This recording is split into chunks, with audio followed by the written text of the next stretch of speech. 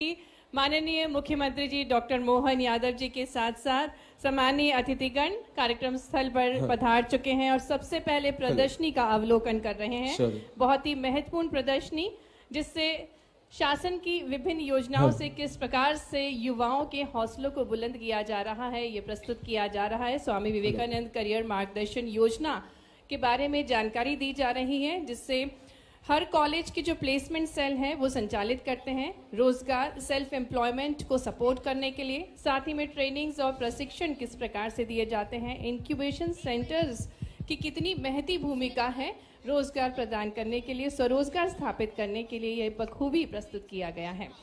और ये जो स्टॉल लगाया गया है ये केआर कॉलेज द्वारा लगाया गया और हर माह ऐसा मेला लगाया जाता है जहां पर रोजगार और स्वरोजगार के लिए युवाओं को मार्गदर्शन प्रदान किया जाता है। वहीं उच्च शिक्षा विभाग द्वारा छात्र छात्राओं के लिए मुख्यमंत्री जन कल्याण योजना पर आधारित कुछ योजनाओं के बारे में जानकारी प्रदान की गई है और जो शासन की विभिन्न योजनाएं हैं उसी के अंतर्गत किस प्रकार से युवाओं को और सशक्त बनाया जा सके इसके बारे में जानकारी प्रदान की गई है। और गांव की बेटी भारत माता की, भारत माता की, भारत माता की, भारत माता की,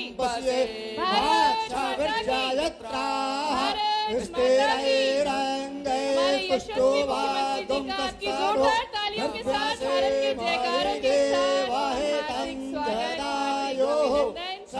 बेहद युवा संवाद को संबोधित करने के लिए हमारे यशस्वी मुख्यमंत्री के साथ साथ हमारे भारत के केंद्रीय मंत्री श्रीमान ज्योतिरादित्य सिंधिया जी, माननीय श्री नरेंद्र सिंह तोमर जी, हमारे जल संसाधन मंत्री श्री तुलसीराम सिलावट जी हमारे बीच पधार चुके हैं। और सबसे पहले तारे क्षमा देते माता सपिता सपुत्राः विश्वे देवाः देहि पंच जना आदित्या तमादितेन मह्यो शान्तिः प्रज्वलित कर आज के इस बृहद युवा संवाद का शुभारंभ करें।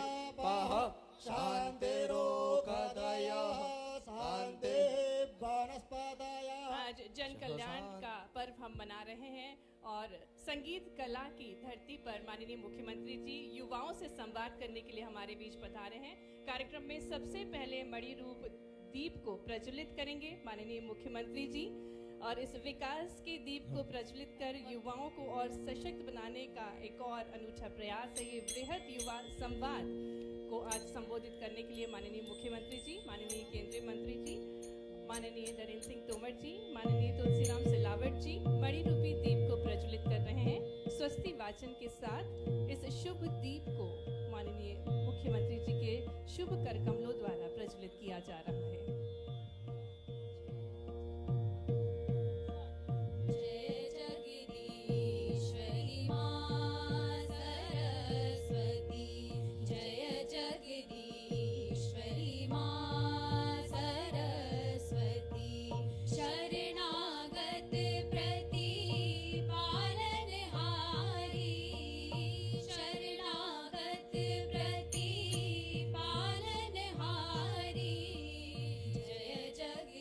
बहुत बहुत धन्यवाद माननीय मुख्यमंत्री जी, सम्मानीय अतिथिगण।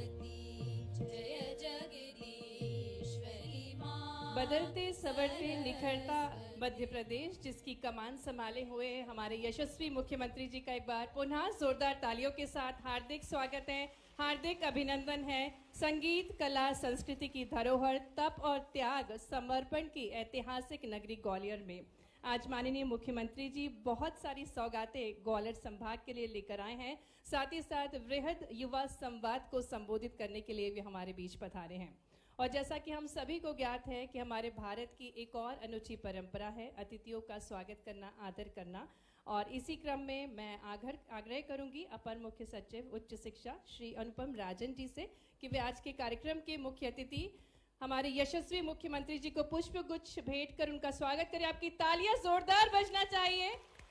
आज युवाओं के हौसलों को और पंख देने के लिए हमारे यशस्वी मुख्यमंत्री जी का शुभागमन हुआ है और तुलसी का पौधा जो कि प्रकृति का प्रतीक है उसको भेंट करके आदरणीय अनुपम राजन जी, माननीय मुख्यमंत्री जी का स्वागत कर रहे हैं। पुनः आग्रह है आदरणीय श्री अनुपम राजन जी से कि वे माननीय केंद्रीय मंत्री जी, केंद्रीय संचार मंत्री भारत सरकार, माननीय श्री ज्योतिरादित्य सिंधिया जी को पुष्पगुच्छ, तुलसी का पौधा और शॉल श्रीफल भेंट कर उनका स्वागत करिए। आप तालियां जोरदार बजना चाहिए। आज युवाओं का संवाद है और जब युवा जिस सभा में उपस्थित होते तो ऊर्जा भरपूर होती है। पुनः आग्रह है आदरणीय अनुपम राजन जी से कि वे विधानसभा अध्यक्ष श्री नरेंद्र सिंह तोमर जी को पुष्पगुच्छ, शॉल श्रीफल और पौधा भेंट कर उनका स्वागत करेंगे जोरदार तालियों के साथ। माननीय विधानसभा अध्यक्ष मध्य प्रदेश श्री नरेंद्र सिंह तोमर जी का हार्दिक स्वागत है, हार्दिक अभिनंदन है।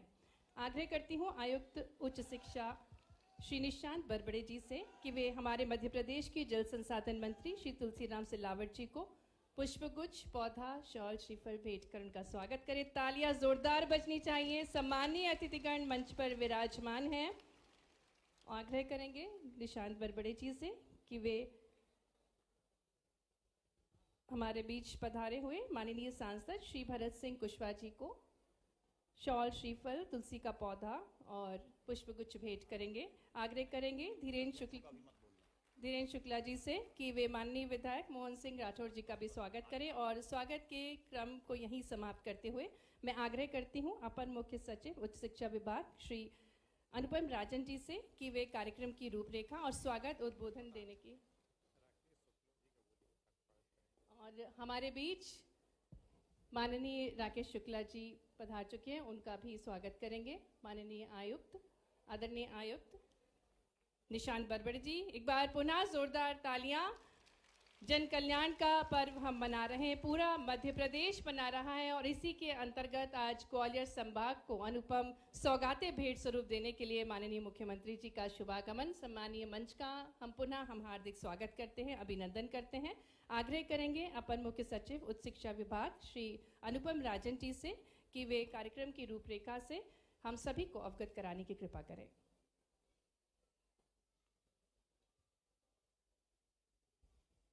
आज के इस कार्यक्रम में हम सबके बीच हमारे सम्माननीय मुख्यमंत्री जी, माननीय केंद्रीय मंत्री जी, माननीय विधानसभा अध्यक्ष जी, माननीय हमारे मध्य प्रदेश के मंत्री आदरणीय तुलसी सिलावट जी, आदरणीय माननीय मंत्री जी शुक्ला जी, हमारे सभी साथी जो मंचासीन हैं और इस सभागार में उपस्थित मेरे सभी युवा साथी जो आज बृहद युवा संवाद के लिए आए हैं। बृहद युवा संवाद के लिए सर आज लगभग 2500 से ज़्यादा बच्चे सर इस सभा कक्ष में हैं और लगभग इतने ही बच्चे सर, बच्चों की संख्या ज़्यादा है, वो दूसरे हॉल में बैठे हैं और वो इसका एक तरह से लाइव प्रसारण देख रहे हैं सर। काफ़ी बड़ी संख्या में बच्चे आए हैं। कार्यक्रम की रूपरेखा को जिस तरह से है सर कि आने के पहले, इस कार्यक्रम के पहले बच्चों ने डिफरेंट स्टॉल्स का अवलोकन किया जिसे सर आपने भी देखा है।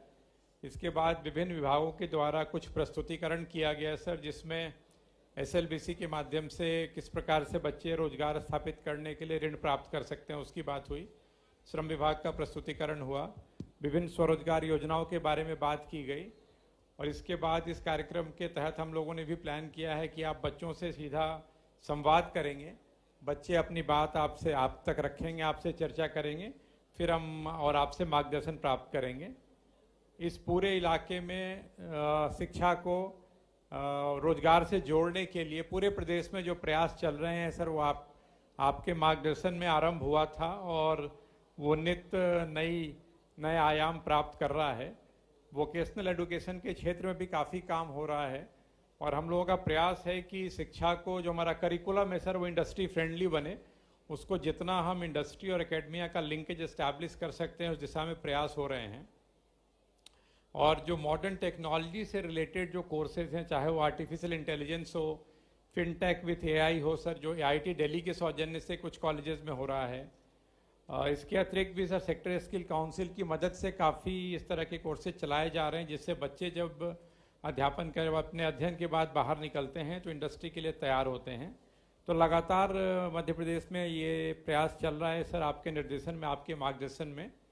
राष्ट्रीय शिक्षा नीति को लागू करने में आपके मार्गदर्शन में, माननीय मुख्यमंत्री जी की प्रेरणा और मार्गदर्शन के तहत आप सबको पता है कि जब राष्ट्रीय शिक्षा नीति 2020 में आई थी, तो मध्य प्रदेश अपना राज्य उसको लागू करने वाला अग्रणी राज्य था। मैं कहूँ पहला राज्य था। कर्नाटक और एमपी 2 राज्य थे जिन्होंने साथ साथ इसको लागू किया था, और पूरे उसके जो सारे प्रावधान थे उसको बिल्कुल ट्रू लेटर एंड स्पिरिट में हम लोगों ने लागू किया, और लगातार उस पर काम चल रहा है। आने वाले दिनों में भी प्रयास यही है कि उच्च शिक्षा का जो एकेडमिक एक्सेलेंस है वो बरकरार रहे, उसमें हम लोग बेहतर से बेहतर काम करें। इस अवसर पर मैं माननीय मुख्यमंत्री जी का और सभी सम्माननीय अतिथियों का एक बार पुनः स्वागत करता हूं, अभिनंदन करता हूं।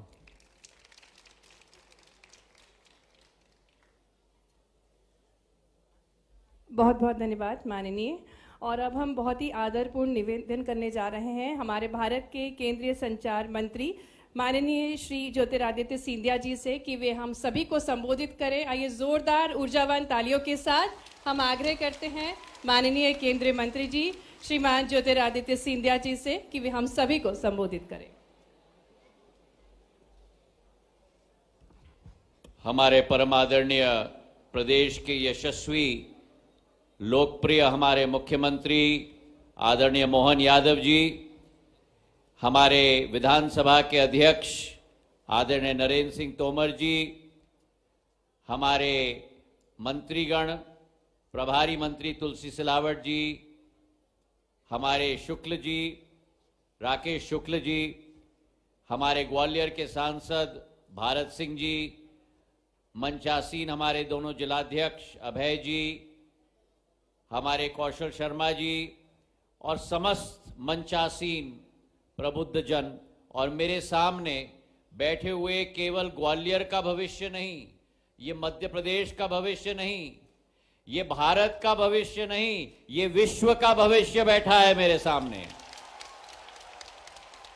आज हमारे समक्ष हमारे मुख्यमंत्री हैं, हम सब उनकी बात को सुनना चाहते हैं।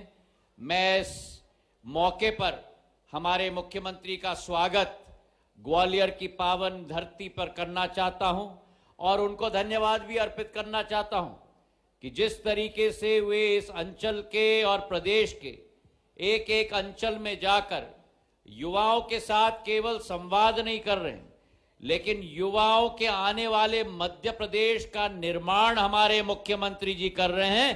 तालियों की गड़गड़ाहट से हम उनका ग्वालियर की धरती पर स्वागत करें। जिस दिन से प्रभार संभाला है, इस मध्य प्रदेश को बनाने की एक कशिश इनके दिल के अंदर, औद्योगिकरण के लिए एक एक संभाग में रीजनल ऑनक्लेव, युवाओं को प्रोत्साहित करने के लिए नई नई योजनाएं, हमारे मुख्यमंत्री काम आगे बढ़ाओ योजना के आधार पर हजारों नौजवानों को स्टाइपेंड दी गई है अप्रेंटिसशिप के लिए।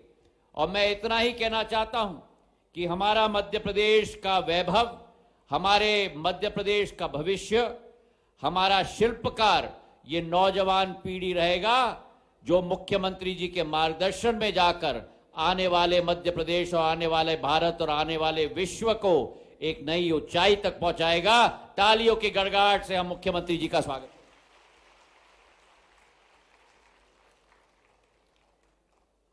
बहुत बहुत धन्यवाद आदरणीय केंद्रीय मंत्री जी आपके उद्बोधन के लिए। और अब हम सविनय निवेदन करने जा रहे हैं माननीय विधानसभा अध्यक्ष श्री नरेंद्र सिंह तोमर जी से विनम्र आग्रह है कि आप सभी युवाओं को, हम सभी को संबोधित करने की कृपा करें। एक बार जोरदार तालियों के साथ हम आग्रह करते हैं माननीय श्री नरेंद्र सिंह तोमर जी से।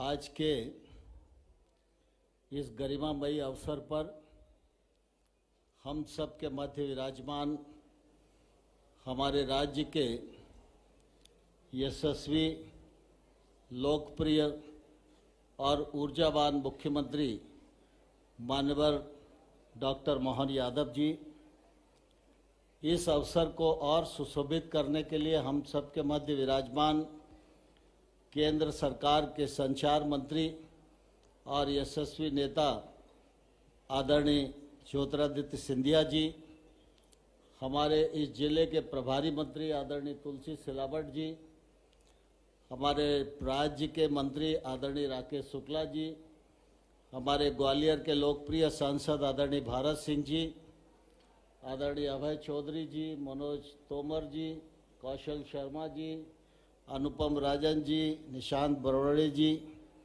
और इस अवसर पर उपस्थित सभी हमारे विद्यार्थी साथियों और उपस्थित सज्जनों, आज लौह पुरुष सरदार पटेल जी की भी जयंती है। मैं इस अवसर पर उनके चरणों में भी अपनी ओर से बहुत बहुत नमन इस अवसर पर प्रस्तुत करता हूं। इस अवसर पर आज युवा संवाद का आयोजन किया गया है। माननीय मुख्यमंत्री जी, आप सभी बच्चों से संवाद करने के लिए ग्वालियर की इस पावन धरा पर उपस्थित हुए हैं। मैं भी आप सब की ओर से उनका हृदय से बहुत बहुत स्वागत करता हूं, बहुत बहुत अभिनंदन करता हूं। हम सब जानते हैं कि कोई भी संस्था हो, कोई भी क्षेत्र हो, कोई भी राज्य हो या कोई भी देश हो, उसका भविष्य नौनिहाल बच्चे ही हुआ करते हैं।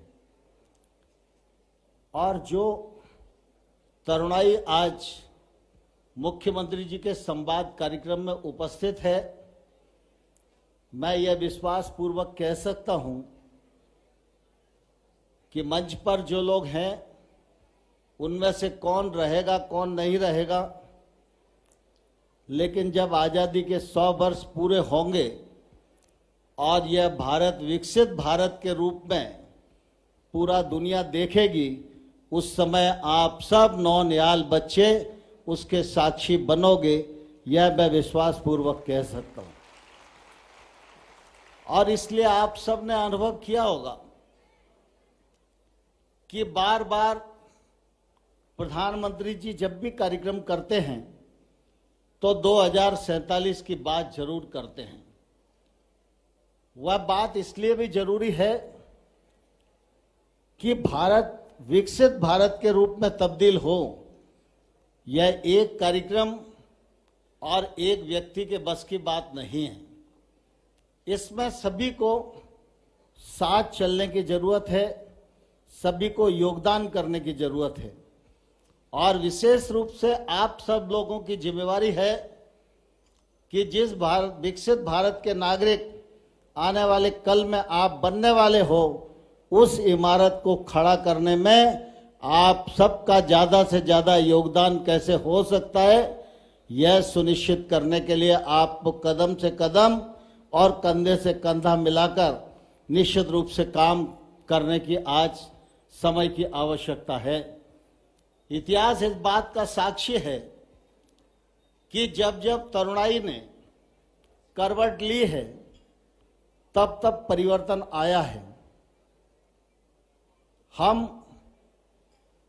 आजादी के युद्धों को भी अगर याद करें तो हम सब लोगों को ध्यान में आएगा 1857 के संघर्ष में जब महारानी लक्ष्मीबाई युद्ध का नेतृत्व कर रही थी, तो उस समय महारानी लक्ष्मीबाई की उम्र भी आप सब लोगों की उम्र के बराबर ही थी।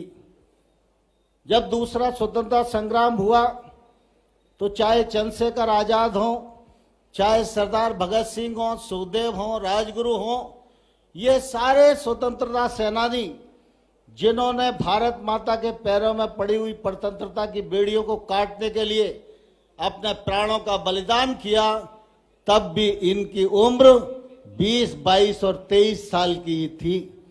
और आप सब इस बात को भी ध्यान रखेंगे कि अगर देश में आध्यात्मिक क्रांति भी हुई, चाहे स्वामी विवेकानंद ने देश को जगाया और चाहे जगत गुरु शंकराचार्य जी ने इस देश को 4 मठों के साथ बांधने के लिए प्रयत्न किया और सारे भारत का भ्रमण किया, पदयात्रा की, उस समय भी उनकी अवस्था और आयु युवा अवस्था ही थी। तो इतिहास इस बात का साक्षी है कि जब जब किसी नौजवान ने संकल्प किया है तो परिवर्तन आया है, नई इमारत खड़ी हुई है और सारी दुनिया का दिग्दर्शन करने का जो श्रेय है वो उस कालखंड के युवाओं को मिला है। आज समय की आवश्यकता है, हम सब विकसित भारत की यात्रा में काम कर रहे हैं। मेरा आप सबसे प्रार्थना है कि आप सबकी दिशा मुख्यमंत्री जी के नेतृत्व में ऐसी तय होनी चाहिए कि आप सब संकल्प करें 2047 में भारत विकसित भारत के रूप में तब्दील होगा और मैं इसमें अधिक से अधिक योगदान करूंगा। बहुत बहुत धन्यवाद।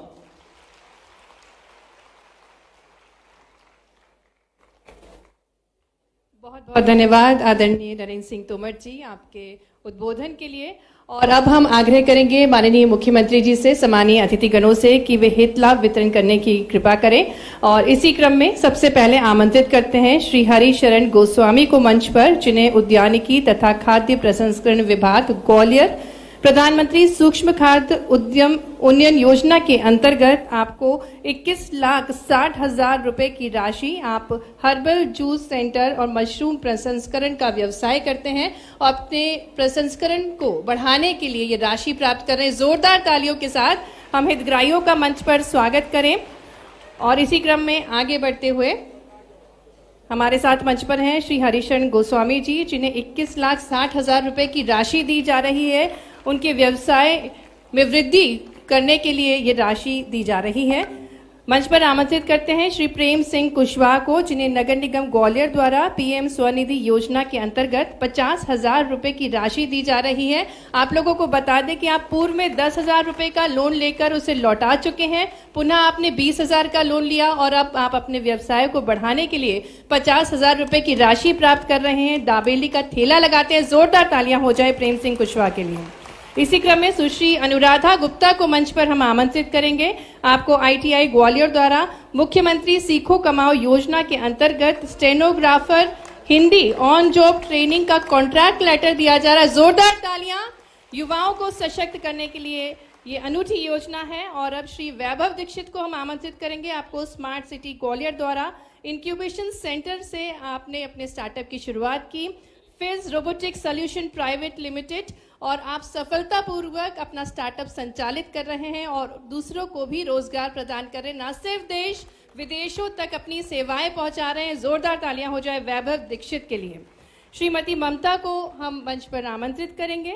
आपको बता दें लीड बैंक द्वारा स्टैंड अप इंडिया लोन कुटीर उद्योग के अंतर्गत आपको 1 करोड़ का चेक दिया जा रहा है। आप आटा उत्पादन मिल की इकाई संचालित करती हैं, 1 मीट्रिक टन आटा उत्पादन करती हैं और 15 व्यक्तियों को आप रोजगार प्रदान करती हैं। बहुत सारी शुभकामनाएं श्रीमती ममता को।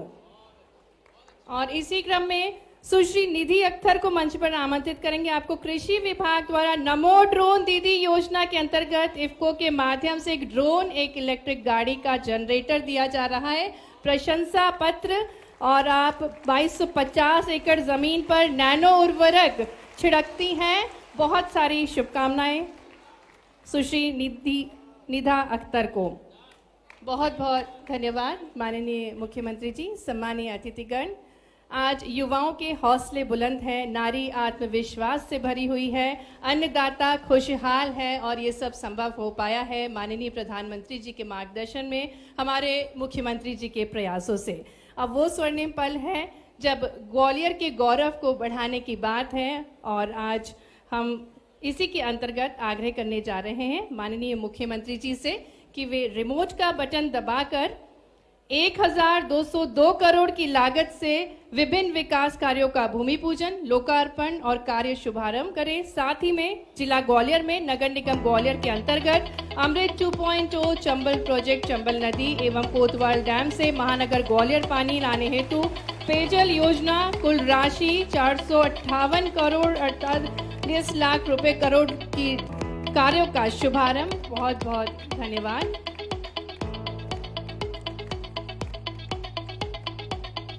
और अब तालियां बजती रहना चाहिए। अनूठी सौगातें ग्वालियर संभाग के लिए माननीय मुख्यमंत्री जी के शुभ कर कमलों द्वारा प्राप्त हुई है और अब वो स्वर्णिम पल है जिसका हम सभी को बेसब्री से इंतजार था, जो अपने वेदों के ज्ञान से, परंपराओं से इतनी ज्यादा घोषणाएं और इस कार्यक्रम के अंतर्गत प्रधानमंत्री जी की विचारधारा को आगे बढ़ाते हुए मुख्यमंत्री जी लाए हैं, लेकिन खास करके हम इन चीजों में इसे भूले ना कि सबसे बड़ी सौगात जो आज मुख्यमंत्री जी दे रहे हैं कि 2050 तक ग्वालियर शहर के लिए पानी की किल्लत नहीं होगी। 450 करोड़ रुपए की चंबल नदी से पानी लाने की योजना, आपके आने वाली पीढ़ी तक भी पानी की कमी नहीं रही होगी। तालियों की गड़गड़ाहट से मुख्यमंत्री जी का हम धन्यवाद करें। और एक और अनूठी सौगात हम आग्रह करेंगे माननीय मुख्यमंत्री जी से कि वे सेवा मित्र ऐप का शुभारंभ करने की कृपा करें। जोरदार तालियां ग्वालियर के लिए। एक और अनूठी सौगात, सेवा मित्र ऐप ग्वालियर नगर निगम द्वारा स्वच्छ सर्वेक्षण 2024 के अंतर्गत स्वच्छता के लक्ष्य की प्राप्ति के लिए एवं नागरिकों की सुविधा हेतु ग्वालियर सेवा मित्र ऐप का निर्माण किया गया। इस ऐप के माध्यम से नागरिक स्वच्छता से जुड़ी हुई शिकायतें दर्ज करवा सकते हैं, साथ ही सभी नोडल एवं विभाग के अधिकारियों से सीधे संपर्क कर सकते हैं और नगर निगम की अन्य सुविधाओं का लाभ प्राप्त कर सकते हैं। इस ऐप के माध्यम से नगर निगम स्वच्छता संबंधी शिकायतों का निराकरण हो सकता है और ये महिंद्रा बैंक, कोटक महिंद्रा बैंक के सहयोग से स्विफ्ट नेक्स्ट टेक्नोलॉजी द्वारा निर्मित है। जोरदार तालियों के साथ माननीय मुख्यमंत्री जी का आभार। और अब वो स्वर्णिम पल जिसका हम सभी को इंतजार है, जो वेदों के ज्ञान से, परंपराओं से, संस्कृति को सहेजते हुए प्रदेश को उद्योगों के उजाले से उज्ज्वलित कर रहे हैं, जिनके मार्गदर्शन में मध्य प्रदेश विश्व स्तर की नए कीर्तिमान रच रहा है और युवाओं से संवाद करना जिनको सबसे ज्यादा प्रिय है। हमारे प्रदेश के ऐसे दूरदृष्टि नेता, ऐसे हमारे मुखिया, जोरदार तालियों के साथ भारत माता के जयकारों के साथ आग्रह करते हैं, भारत माता की, भारत माता की, भारत माता की। विनम्र निवेदन माननीय मुख्यमंत्री जी से उद्बोधन के लिए। जन कल्याण पर्व और पर्व के अवसर पर हमारे प्रदेश का सबसे गौरवशाली नगर कोई है तो ग्वालियर है। गालब ऋषि की धरती पर मैं आपको प्रणाम करता हूं, अभिनंदन करता हूं। हर काल, हर युग, हर समय जिसकी अपनी एक अनूठी पहचान रही है और यहाँ के सलीके तो ऐसे हैं जिसके बारे में कुछ दुनिया में कोई जाने ना जाने। बड़ी अदब के साथ दोस्ती करो तो जीवन भर के लिए, और ठन गई तो भगवान भी नहीं बचा सकता है। ग्वालियर की अदा और ग्वालियर की गजक, और क्या कौन से लड्डू, अटल जी भी क्या जिसकी प्रशंसा करते थे, भागदरा के लड्डू। मैं तो ये समझ नहीं पाया, भागदरा गलत से हो गया होगा। ये भाग्यवान के लड्डू बोलना चाहिए, जिसके भाग्य में उसी को मिलेंगे। आज के इस अवसर पर हमारे केंद्रीय मंत्री श्रीमान ज्योतिराज सिंधिया जी, हमारे सभापति श्रीमान नरेंद्र सिंह जी तोमर, अध्यक्ष विधानसभा मध्य प्रदेश, मंच पर विराजमान हमारे प्रभारी मंत्री श्रीमान तुलसीराम सिलावट जी, माननीय मंत्री राकेश शुक्ला जी, माननीय सांसद भारत सिंह कुशवाहा जी, माननीय अभय जी, मोहन सिंह जी राठौड़, मनोज तोमर जी, हमारे कौशल शर्मा जी, समस्त अतिथिगण और आप सब। लंबा हो जाएगा भाषण न देते हुए, मैं सीधे सीधे बात करना चाहूंगा। आज आपके इस ग्वालियर के अंदर एक ऐतिहासिक रूप से खास करके साइंस की दुनिया का एक अनूठा संग्रहालय का शुभारंभ हुआ है। मुझे इस बात की प्रसन्नता है, हमारी भूगर्भीय हलचल के साथ पृथ्वी की उत्पत्ति कैसे हुई, पृथ्वी की उत्पत्ति के साथ साथ बाकी घटनाओं में धीरे धीरे करके ये जो जनजीवन दिखा है, ये जनजीवन कैसा हुआ, इसका थोड़ा संवाद करेंगे। मेरे सामने सारे विद्यार्थी बैठे हैं। ओपन माइक कहीं है क्या, दे सकते किसी को? किसी के पास है कॉर्डलेस? अच्छा ये बताओ कि चंद्रमा और पृथ्वी का दोनों का संबंध है, तो चंद्रमा की उत्पत्ति किस तरह से हुई, कोई बताएगा अपने में से? कोई हाथ खड़ा करेगा इधर से? हाँ जरा बताइए, बेटी हाथ खड़ा कर रही, दो भैया उसको हाथ। सर नमस्ते। सर चंद्रमा की उत्पत्ति पृथ्वी से मानी जाती है। जैसे ध्रुवीय बल के द्वारा मानी जाती है कि चंद्रमा जब ध्रुवों की ओर जाता है ना, तो पानी के गुरुत्वाकर्षण बल के कारण पृथ्वी का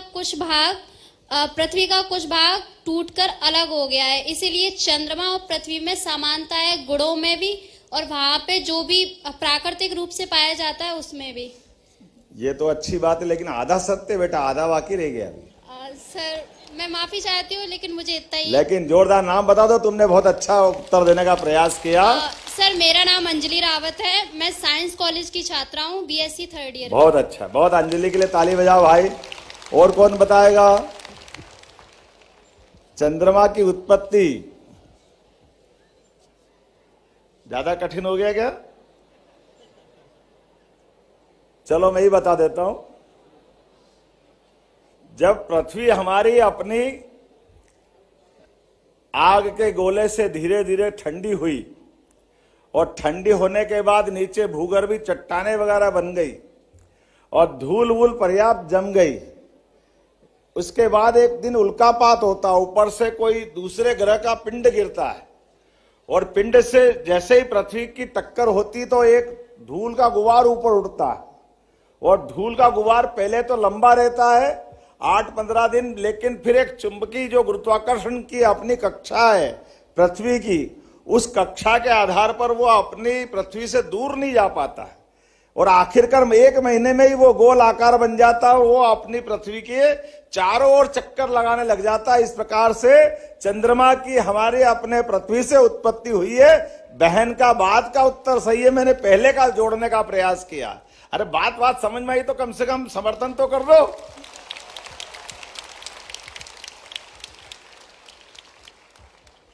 हमारे बीच में परमात्मा की दया से थोड़ा सा एक प्रश्न और पूछता हूं। कोई ने कहा कि मैं ग्रह नक्षत्र पे विश्वास नहीं करता, तो सरल उदाहरण से ग्रहों पे विश्वास, यहां जितने बैठे कोई ऐसा है कि जो ग्रह को नहीं मानता, तो वो कोई हाथ खड़ा करके बताए कि मैं ग्रहों का असर नहीं मानता हूं, ग्रहों की मेरे जीवन में कोई रोल नहीं है। थोड़ा सा कठिन है क्या? उल्टा बोल देता हूं, ग्रहों का अपने जीवन पे क्या असर आता है, ये खगोलीय घटना से जोड़ के नहीं बता रहा हूं, सीधे सीधे हमारे बीच फिजिक्स से जोड़ रहा हूं। अच्छा ये बताओ, हमारी घड़ी काहे से चलती है? काहे से चलती है? कौन कौन कह रहा सेल से? हाथ खड़े करो। मैं कह रहा आप सब फेल। अरे घड़ी का सिद्धांत काहे से चलता है ये बता दो। चलो हैं? क्या हुआ? अरे सुई से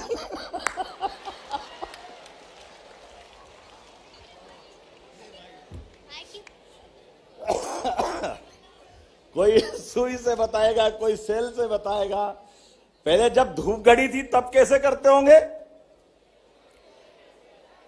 छाया से भी चलता है ना। तो अब ये तो गलत हो गया, सुई भी फेल हो गई, सेल भी फेल हो गया, तो घड़ी काहे से चलती है महाराज?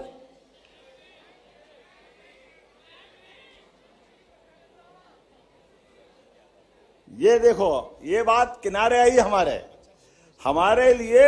एक बात आप ध्यान देना, इस चराचर जगत में, ब्रह्मांड में कोई स्थिर नहीं है। साइंस के विद्यार्थी जानते होंगे, इलेक्ट्रॉन, प्रोटॉन, न्यूट्रॉन जो है जहां से चक्कर लगा रहे हैं, कोई अपनी जगह रुका हुआ नहीं है। ऐसे ही पृथ्वी भी चक्कर लगा रही है। किसके लगा रही है? देखो, आपको मालूम तो था। तो चक्कर लगाने का उसका समय नियत है ना, एक अपने आप में है ना। और पृथ्वी दो तरह से घूम रही है, एक तो ऐसे घूम रही है और एक अपने अक्ष पे लगातार घूम रही है, जो दिन और रात की स्थिति लाती है। तो सच्चे अर्थों में घड़ी का सिद्धांत हमारा ये दो ग्रह की परिक्रमा है।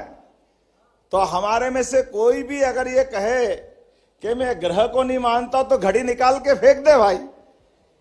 घड़ी के बिना कोई कैसे कैलकुलेशन कर सकता है? तो मेरी बात समझ में आई है तो कुछ मेरे को लग जाएगा कि हाँ, बात समझ में आई है।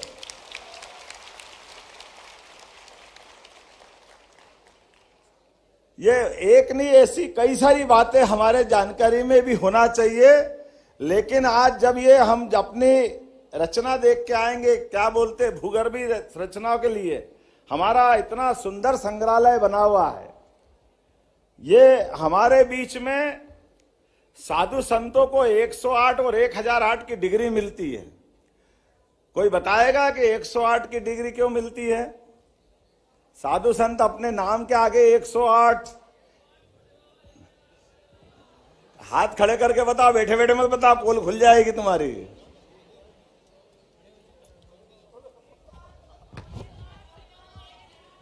क्या हुआ? 1008 का अगर हम किधर है हाथ? बात तो बताओ सर। जैन सर, 108 छोटे बाबा, 1008 बड़े बाबा, ये हमारे यहाँ।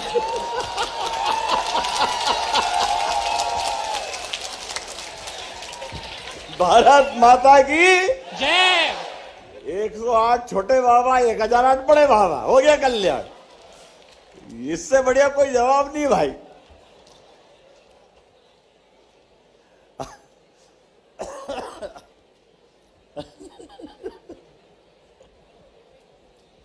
अच्छा ये बताओ, अपने में से ये थोड़ा सा ज्यादा हो गया मेरा, इसको समेटना पड़ेगा। हमारे ग्रह कितने हैं? 9। पहले डिसाइड कर लो कितने। कोई 8 बोल रहा है, कोई 9 बोल रहा है। लेकिन चलो, आप ग्रह तो मालूम है। और राशि कितनी है?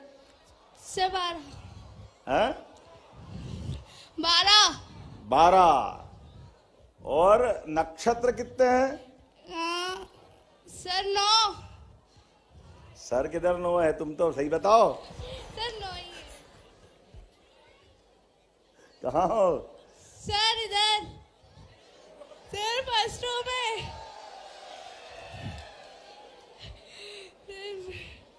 बताएं नक्षत्र कितने हैं? सर 27।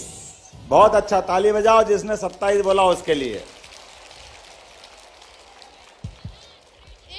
एक 28 भी होता है जिसे अभिजीत बोला जाता है, जो केवल एक वीडियो बना दे यार मेरी। ये गवर्नर स्टाइल में बम्बार्डिंग हुई, किधर से हुई है? बहुत अच्छा। पंडित जी बताओ, क्या बता रहे थे? बताओ, एक बार रिपीट करो। जो कि 27 होते हैं, उसमें से एक 28वां भी होता है जिसे अभिजीत बोला जाता है, वो केवल 1 घंटे के लिए आता है। नहीं, लेकिन तो 27 तो पक्का है ना? हाँ, 27 तो पक्का है, लेकिन वो भी आता है उसके साथ। अच्छा, एक नक्षत्र साल में कितनी बार आता है? अब इतना नहीं पता।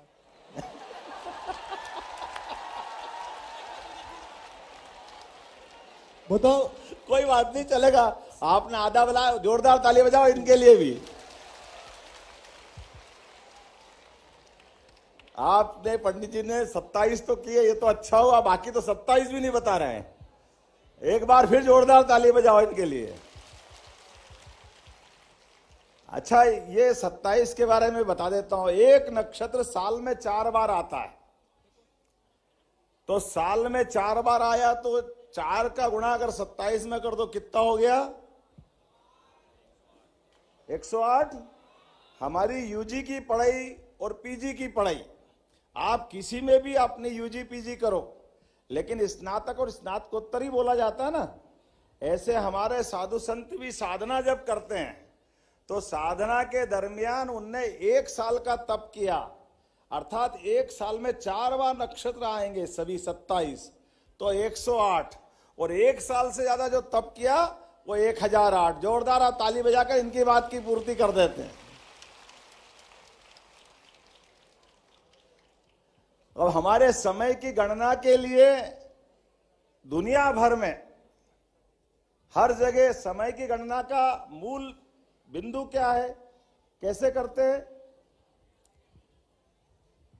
ये मैंने इसलिए बात कही कि एक तो आपने भूगर्भीय बातों को समझने के लिए यहां इस संग्रहालय में जाओगे तो आपको सारी बात मालूम पड़ेगी, और ये मैं जो बात बता रहा हूं ये समय की गणना के लिए हमारे पास इसी राज्य की पुरानी राजधानी उज्जैन, काल की गणना की नगरी, महाकाल का मतलब काल का, और काल मतलब समय, और समय की गिनती करने का तरीका ये प्राचीन ज्ञान विज्ञान है। और प्राचीन ज्ञान विज्ञान से आपकी जानकारी के लिए बता दूं, ये जो 12 राशि है हमारी, अभी थोड़ा कठिन हो जाएगा, मैं ही बता देता हूं। 12 राशि का भी एक पथ है। कौन है ज्योतिष का विद्यार्थी अपने में से? कोई है क्या ज्योतिष विद्यार्थी यहां? पंडित जी हाथ नहीं खड़े कर रहे। तो ज्योतिष के विद्यार्थी थोड़ा सा उसके नजदीक पहुंचेंगे कि हमारे यहाँ अपने पृथ्वी ये 360 डिग्री पर पूरा अपना आकार मान लेती है, ऐसा ही है ना 360 डिग्री, और प्रत्येक राशि को 30-30 डिग्री पे रख दो तो कितना हो गया? भारतीय हो गया 360। तो ये आपने में से कोई भी प्रत्येक राशि में इसका हिसाब लगा सकता है कि कौन सी राशि कब कितनी डिग्री पे जाएगी। ये हमारे अपने प्राचीन विज्ञान के लिए। इसलिए दुनिया के अंदर समय गणना की अगर बात करोगे तो दुनिया में समय गणना या तो सूर्य से या चंद्र से जोड़ते हैं। ये एकमात्र भारत है जिसका प्राचीन विज्ञान अपने नक्षत्र की गणना के आधार पर सूक्ष्मतम गणना करता है। अपनी सनातन संस्कृति के लिए जोरदार ताली आनंद से लो कि हमारी गणना सबसे शुद्ध है। दोनों घटनाओं में फर्क पड़ सकता है, सूर्य और चंद्र में, लेकिन नक्षत्रों की गणना में कभी गलती नहीं हो सकती। इसलिए प्राचीन से प्राचीन जब भी सूर्य ग्रहण चंद्र ग्रहण निकालना हो तो हमारे पंचांग से पंडित जी फटाक से निकाल देते हैं। आज के इस अवसर पर वैसे तो मैं बहुत सारी बातें कर सकता था, लेकिन आज अपने में लगा कि थोड़ा भारी हो रहा है। हमारे यहाँ इस ग्वालियर के अंदर यशस्वी प्रधानमंत्री ने आज ये मान के चलो इस साल की पूरे देश के अंदर सबसे बड़ी सौगात क्या दी है, कोई बताएगा? मध्य प्रदेश के लिए सौगात मिली है, बताएं कौन बता रहे? कुछ बोल रहे क्या गुजर साहब?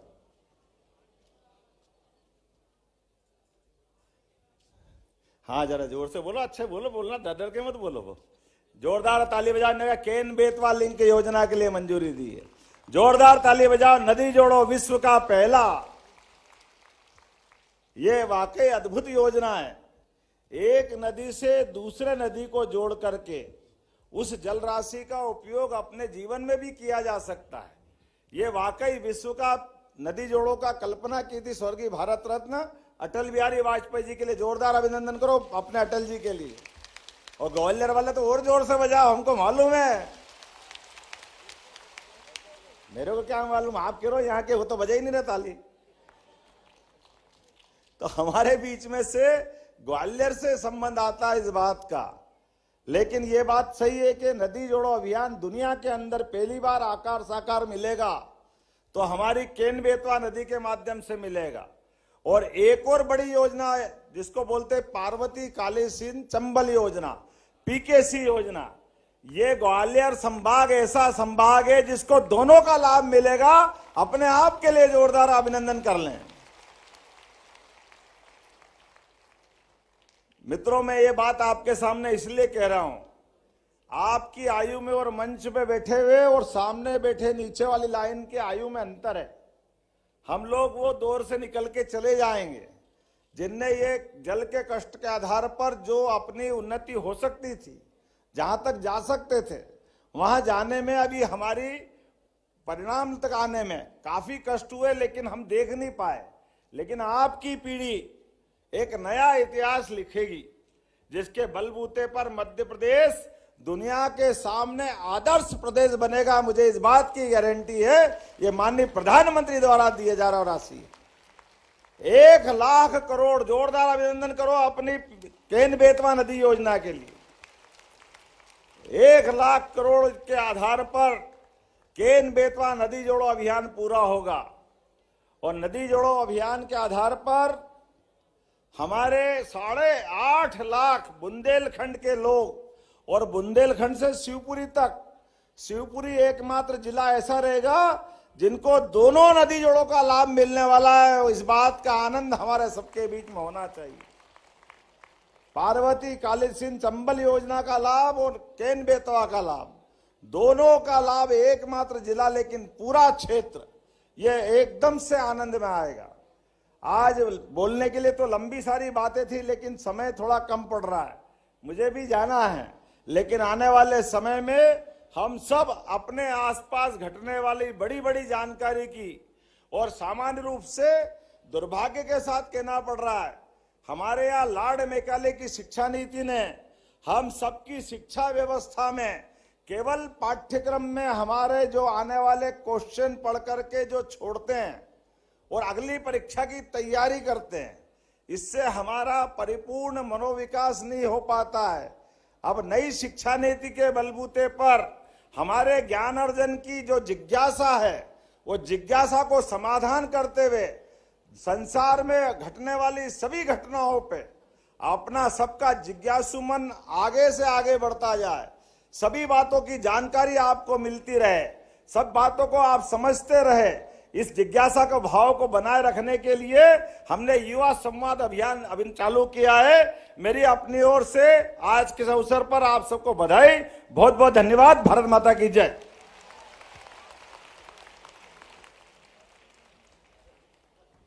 बहुत बहुत धन्यवाद माननीय मुख्यमंत्री जी, आपके ऊर्जावान वचनों के लिए। आपको बता दें कि जीवाजी यूनिवर्सिटी के दूसरे सभागार में 500 से अधिक छात्राएं आपको सुन रहे थे। और अब हम आमंत्रित कर रहे हैं श्री अरुण सिंह जी को जो कि कुल सचिव हैं जीवाजी विश्वविद्यालय से। आभार प्रस्तुतिकरण के लिए आग्रह है श्री अरुण सिंह जी से।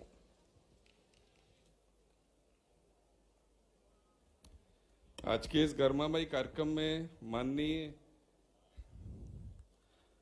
हमारे मुख्यमंत्री जी श्री मोहन यादव जी, श्री ज्योतिरादित्य सिंधिया जी कैबिनेट मंत्री, श्री तुलसी सिलावट जी, श्री भारत सिंह कुशवाहा जी, मंचासीन अन्य सभी वरिष्ठ राजनीतिज्ञ, हमारे ACS sir Anupam Rajan ji, commissioner sir हमारे, और यहाँ पर उपस्थित सभी महानुभावों को मैं इस गर्ममय कार्यक्रम में आने के लिए बहुत बहुत धन्यवाद देता हूँ। और मुझे पूरा विश्वास है कि इस कार्यक्रम के माध्यम से यहाँ पर बच्चे बहुत लाभान्वित हुए होंगे। यहाँ पर उनको शासन की योजनाओं की जानकारी दी गई है और सामान्य प्रशासन का भी हमें बहुत सहयोग रहा। मैं उन सभी को धन्यवाद देना चाहता हूँ, मीडिया कर्मियों को धन्यवाद देना चाहता हूँ।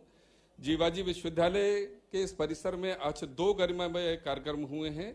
पहले कार्यक्रम के पश्चात आज मुख्यमंत्री जी ने ग्वालियर को बहुत अधिक समय दिया, जीवाजी विश्वविद्यालय को बहुत अधिक समय दिया। मैं उनको भी बहुत बहुत बार बार धन्यवाद देता हूं। आप सभी को इस कार्यक्रम में आने के लिए बहुत बहुत धन्यवाद।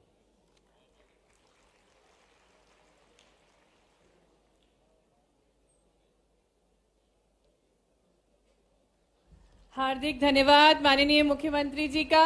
आप हमारे बीच पधारे और हमारे युवाओं के हौसलों को बुलंद किया। और भारत माता के जयकारों के साथ हम अलविदा करेंगे। भारत माता की वंदे वंदे